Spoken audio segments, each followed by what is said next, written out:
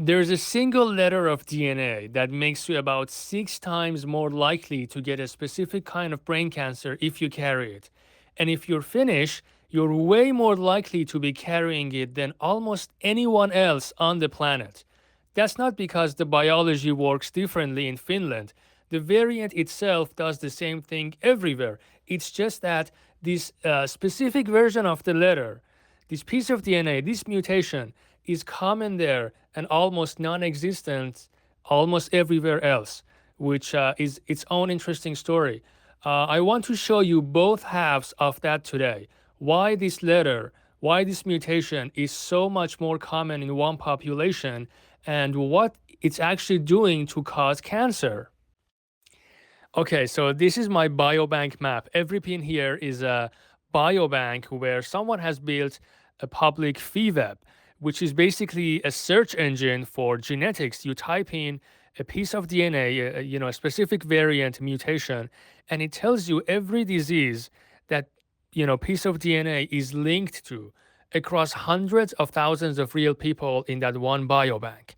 I'm not going to drag you through all of these today. For this story, just one pin matters a lot more than the rest of the, other biobanks. And of course, I'm talking about Finland and their biobank, FinnGen. So Finland's population went through some real genetic bottlenecks historically, small founding groups and a fair amount of isolation. And because of that, variants that are rare or basically absent almost everywhere else on this planet can sit at a much higher frequency in Finns. So this variant that we're talking about today is also one of those. So I've already got the page loaded, so let's just go look at it. Okay, there it is, right at the top. Malignant neoplasm of brain, sitting at the very top of this list. And the p-value here is not subtle at all. So let's click on this. Look at chromosome 8 here. That's the peak we're talking about, right? So normally at this point, I'll tell you which gene is responsible, except here, there isn't one to point to.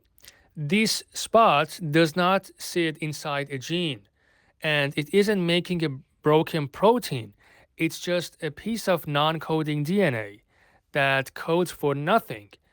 So if it's not a broken gene, if it's not a broken protein, what is it actually doing to raise someone's cancer risk sixfold? And that's the real question. And we actually might have a good answer to that thanks to this science paper. And the answer is MYC. If you've taken any kind of cancer biology class, you've probably heard of this gene. It's one of the most well-studied cancer genes there is. And its job is basically to tell cells to grow, to divide, multiply. And when it's overactive, that shows up across a huge range of cancers, not just glioma. But here's the thing. Our mutation sits almost 2 million base pairs away from MYC. In a straight line, that is not close by any normal definition of the word. But of course, DNA doesn't sit in a straight line inside the cell. It folds constantly, and a switch that looks far away on paper can loop around in 3D and end up sitting right next to the gene it controls. And that's what's happening at this locus. This whole region works like a control panel for MYC. And other cancers have their own risk variants sitting in this same neighborhood, controlling MYC through completely different mechanisms. So we've got a non-coding switch that controls MYC. Now, the next question is, how changing one letter of DNA actually flips that switch? Quick detour before we get to the mechanism. Let's actually look at the MYC protein itself, because this surprised me the first time I saw it. This is AlphaFold's prediction for MYC. And, normally these predictions look like a tight little folded sculpture. This one doesn't. Most of it is colored orange and red, which is AlphaFold telling you that it has no confidence in a fixed shape here. And that's not AlphaFold failing at its job. MYC just doesn't hold a stable structure on its own. It stays floppy.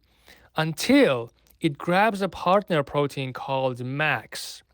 And only then does it fold into something with a defined shape. It's not where our mutation acts directly, though. MYC is the target here, not the trigger.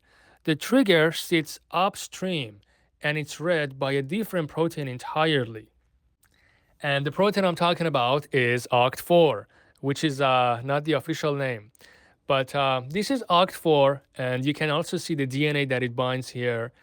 This folded piece is called the POU domain, hence the name. And its whole function is clamping onto a specific DNA sequence. And that exact sequence it grabs onto happens to sit right on top of our mutation. So here's the mechanism. With the normal DNA letter in place, OCT4 grips that sequence just fine. And while it's holding on, it acts like a brake, keeping that stretch of DNA quiet and keeping MYC dialed down. Now, swapping the risk letter, the mutation, and the grip fails. OCT4 can't hold the sequence the way it needs to. And once the brake is off, that region of DNA becomes active. It loops over towards MYC the way we just saw, and MYC gets turned up. So that's the whole chain. And yeah, one letter change means one protein can't hold on properly, and that failure to hold on is what lets MYC run hotter than it should. And yeah, that's it. Short and sweet. I really tried to keep it short this time. What I want you to remember 2 years from now is that non coding DNA is not junk DNA. So, see you on the next one.